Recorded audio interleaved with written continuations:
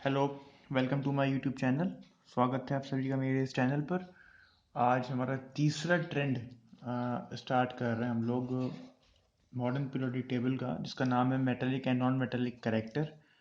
Metallic and non metallic character का दूसरा नाम एक और है, तो मैं उसको बताता हूँ। पहले उसको एक्सप्लेन करता हूँ कि मेटेलिक करेक्टर को इलेक्ट्रोपॉजिटिव करेक्टर भी बोला जाता है, या फिर मैं बोलूँ कि मेटल्स को इलेक्ट्रोपॉजिटिव एलिमेंट्स भी बोला जाता है। नॉन मेटेलिक कैरेक्टर को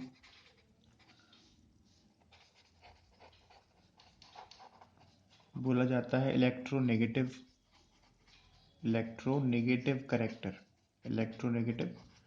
करेक्टर, यानी कि नॉन मेटल्स को बोला जाता है electronegative elements.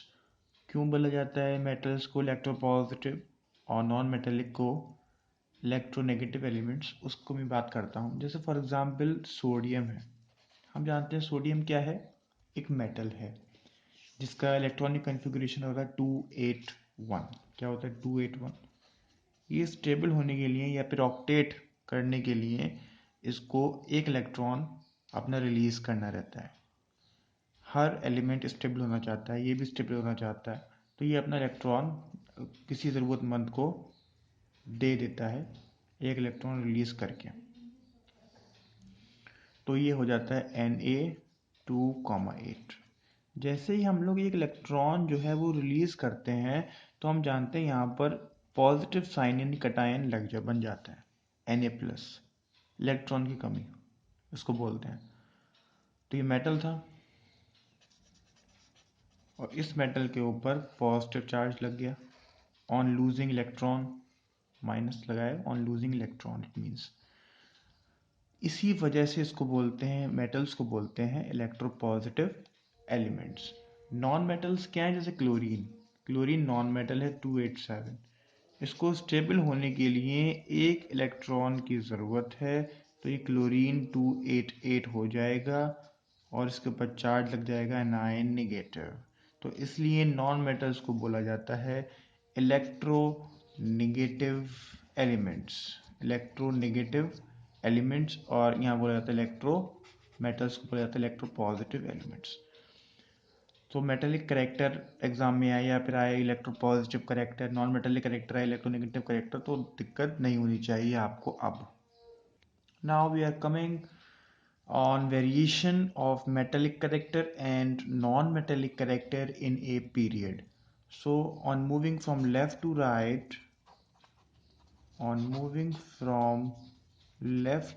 right in a period, at metallic character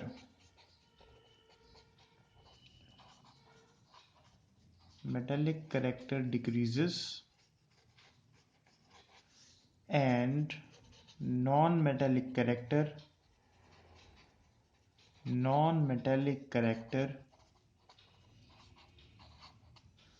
increases. Metallic character decrease करेगा, नॉन मेटेलिक करेक्टर इंक्रीज करेगा। We are taking some examples of a period, for example lithium, beryllium, boron, carbon, nitrogen, oxygen, fluorine.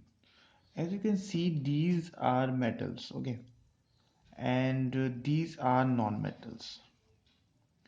So जैसे जैसे हम लोग आगे बढ़ रहे हैं तो नॉन मेटल तब्दील हो रहे हैं, मेटल्स तब्दील हो रहे हैं। लिख देता हूँ यहाँ पर, ये है मेटल्स और ये है नॉन मेटल्स।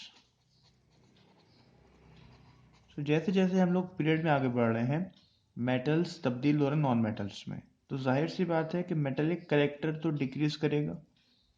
और पीरियड में मेटल्स जब तब्दील हो रहे हैं नॉन मेटल में, तब्दील मतलब आगे बढ़ते बढ़ते मेटल्स जो है नॉन मेटल्स बन जा रहे हैं, बन नहीं जा रहे हैं, मतलब आगे जाकर हमको नॉन मेटल्स मिल रहे हैं। तो नॉन मेटल्स का करेक्टर जो है वो आगे जाकर क्या करेगा? इंक्रीज करेगा। ये बात हम लोग पीरियोडिक टेबल देखकर पता कर सकते हैं, लेकिन मैं आपको एक्सप्लेन करूंगा by using electropositive character and electronegative character की मदद से। ओके, सो आप पहले तो पीरियोडिक टेबल में देखकर आप पता कर सकते हैं। Now now you can see, मैंने बताया आपको कि पीरियड में मेटेलिक कैरेक्टर डिक्रीज करता है। मैंने यहाँ लिख रखा है कि मेटल्स की डेफिनेशन को मैंने और थोड़ा डिफाइन किया है कि मेटल्स क्या होता है, tendency to lose electrons. Non metals क्या होता है, टेंडेंसी टू गेन इलेक्ट्रॉन। ये प्रॉपर्टी है मेटल्स और नॉन मेटल्स की। तो जैसे जैसे हम लोग पीरियड में आगे बढ़ेंगे, lithium, beryllium, boron, carbon, nitrogen, oxygen, fluorine, so tendency to lose electron जो होती है वो डिक्रीज हो जाती है। फॉर एग्जाम्पल, मैं इसका इलेक्ट्रॉनिक कन्फिग्रेशन लिखूँ तो इसका होता है 2 और 6, और फ्लोरीन का होता है 2 और 7। तो बेसिकली, और इसका क्या होता है 2 1 2 2 2 3 2 4 2 5। तो ये बड़ी आसानी से ये लूज़ कर देगा एक इलेक्ट्रॉन, ये बड़ी मुश्किल से लूज़ करेगा।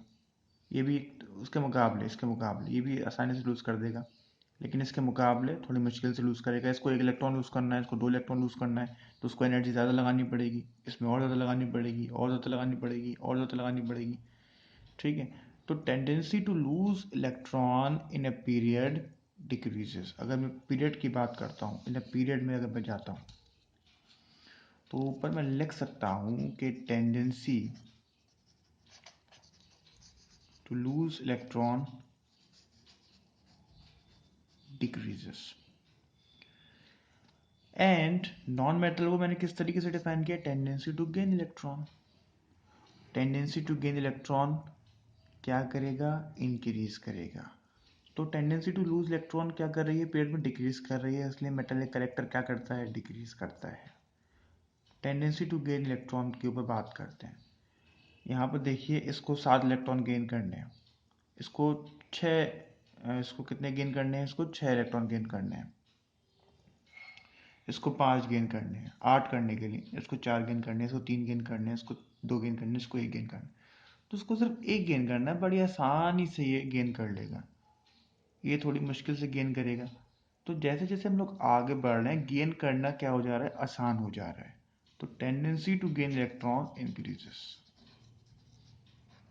Tendency to gain electron increases. इसलिए नॉन मेटेलिक करेक्टर क्या करता है, इंक्रीज करता है in a period, and metallic character क्या करता है, डिक्रीज करता है। Okay, now we are coming on variation in a period, in a group. Now variation in a group, तो उसमें हम लोग क्या लिखते हैं कि as we move down the group, as we move down the group, metallic character increases, metallic character increases, and on moving down the group, non-metallic character, non-metallic character decreases। आप periodic table में देखेंगे तो इस तरफ आपको left hand side में आपको सिर्फ मेटल से मेटल्स दिखाई देंगे, और right hand side of periodic table पर आपको नॉन मेटल्स दिखाई देंगे, बीच में कुछ मेटलॉइड्स भी होते हैं। अगर आपने पीरियोडिक टेबल को सही से देखा हो तो उसमें आप मेटल्स के मैं कुछ एलिमेंट्स लिख रहा हूँ, और मैं आपको समझा चुका हूँ कि metallic character it means tendency to lose electrons. तो मैं कुछ मेटल्स यहाँ पर लिख रहा हूँ, जैसे एक ही ग्रुप के लिथियम, सोडियम, पोटेशियम, ये नीचे जा रहे हैं हम लोग इस तरीके से। तो उसका होता है इलेक्ट्रॉनिक कन्फिग्रेशन 2 1 2 8 1 2 8 8 1। तो नंबर ऑफ शेल्स बढ़ रहे हैं, और ये भी एक इलेक्ट्रॉन लूज करेगा, ये भी एक इलेक्ट्रॉन लूज करेगा, ये भी एक इलेक्ट्रॉन लूज करेगा। लेकिन मैं कह रहा हूँ tendency to lose electron, tendency to lose electron, मैं कह रहा हूँ मेटेलिक करेक्टर इंक्रीज करेगा, यानी कि टेंडेंसी टू लूज इलेक्ट्रॉन में क्या करेगा, इंक्रीज करना चाहिए। इसका मतलब क्या है कि मैं लिथियम को बनाता हूँ जिसमें सिर्फ 2 शेल हैं, इसमें 3 शेल हैं और इसमें 4 शेल। ये बीच में प्रोटॉन न्यूक्लियस बना रहा हूँ मैं, 1 2 3 और 1 4।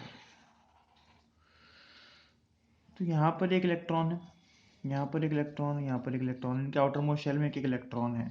तो ये इसके और इसके बीच फोर्स ऑफ अट्रैक्शन, इसके इसके बीच फोर्स ऑफ अट्रैक्शन होगा, इसके इसके बीच फोर्स ऑफ अट्रैक्शन होगा, लेकिन ये बहुत दूर है as compare to this, as compare to this. तो ये बहुत दूर है, तो इसका फोर्स ऑफ अट्रैक्शन थोड़ा कमज़ोर होगा। तो फोर्स ऑफ अट्रैक्शन कमज़ोर होगा, तो ये इस इलेक्ट्रॉन को अगर कोई और मांगना चाहेगा, लेना चाहेगा, तो ये आसानी से दे देगा एज कम्पेयर टू दिस। इसमें फोर्स ऑफ अट्रैक्शन इसके मुकाबले कम है, इसके मुकाबले इसमें फोर्स ऑफ अट्रैक्शन ज़्यादा है। तो जैसे जैसे हम लोग नीचे जा रहे हैं, नंबर ऑफ शेल्स बढ़ रहे हैं, force of attraction between the nucleus and the last electron decreases. इसकी वजह से वो अपना लास्ट इलेक्ट्रॉन जो है वो आसानी से लूज कर देते हैं। तो इसलिए tendency to lose electron increase कर जाता है। ये रीज़न है मेटेलिक करेक्टर का, या फिर मैं बोलूँ tendency to lose electron, electropositive elements का ही नेचर होता है। On moving down the group, metallic character increases, or you can say tendency to lose electron increases. So this is the reason why metallic character increases down the group. Now I'm coming on non-metallic character. So मैं right hand side periodic table के right hand side के कुछ elements पकड़ूंगा, जैसे fluorine, chlorine, bromine. 27287, 2887। Okay, सो मैंने कहा है कि non metallic character नीचे आने पर क्या करेगा, non metallic character down the group क्या करेगा, डिक्रीज करेगा। क्या करेगा, डिक्रीज करेगा। यानी कि मैंने डेफिनेशन के हिसाब से, मेरी डेफिनेशन के हिसाब से क्या है कि non metal tendency to gain electron, यहाँ पर 7 हैं आउटर मोस्ट शेल में, यहाँ भी 7 हैं, यहाँ भी 7 हैं। तो ये इनको चाहिए एक इलेक्ट्रॉन, उनको ज़रूरत अगर पड़ेगी स्टेबल होने के लिए, इनको एक इलेक्ट्रॉन की ज़रूरत है, तो ये चाहेंगे कि एक इलेक्ट्रॉन मिले। लेकिन हमें ये जानना है कि किसको आसानी से वो हासिल हो जाएगा। तो इसमें क्या है, 2 शेल है, इसमें क्या है 3 शेल है, इसमें क्या है 4 शेल है। अगर इस चौथी शेल में, तीसरी शेल में है 7 और दूसरी शेल में है, तो मुझे अगर इलेक्ट्रॉन चाहिए, तो अगर यहाँ पर मैंने कहा कि फोर्स ऑफ अट्रैक्शन कम होता है, तो जब फोर्स ऑफ अट्रैक्शन कम होता है, जो दूसरा इलेक्ट्रॉन आएगा तो उसको मैं ज़्यादा आसानी से नहीं ले सकता as compare to this, as compare to this. इसमें मैं बहुत आसानी से गेन कर सकता हूँ, क्योंकि यहाँ पर न्यूक्लियस और इलेक्ट्रॉन कोई मुझे पास दिखेगा तो ये न्यूक्लियस जल्दी से उसे खींच लेगा, जल्दी से उसे हासिल कर लेगा, जल्दी से उसे गेन कर लेगा। यहाँ पर न्यूक्लियस और इलेक्ट्रॉन की पहुँच बहुत दूर है, इसलिए तो वो इलेक्ट्रॉन को आसानी से लूज़ कर देता है। जब वो आसानी से लूज़ कर देता है तो उसे गेन करने में बड़ी दिक्कत आएगी, क्योंकि फोर्स ऑफ अट्रैक्शन कम, फोर्स ऑफ अट्रैक्शन कम है। इस केस में फोर्स ऑफ अट्रैक्शन कम होता है न्यूक्लियस में और इलेक्ट्रॉन के केस में। तो इसी वजह से non metallic character down the group decrease करता है, या मैं बोलूँ कि tendency to gain electron, tendency to gain electron करता है यहाँ पर डिक्रीज। ओके, उम्मीद है आपको समझ में आया होगा ये variation in a group as well as variation in a period in metallic and non metallic character. मैंने कोशिश की है सब चीज़ें आपको समझाने की। आप एग्जांपल्स ये ऐसे करके आप बोर्ड्स में दे सकते हैं, बेसिक डेफिनेशन दे सकते हैं, और आपको किसी भी तरह की परेशानी हो रही हो तो you can ask me in the comment section. Okay, so please like, share and subscribe to my channel and work hard and stay blessed. Thank you.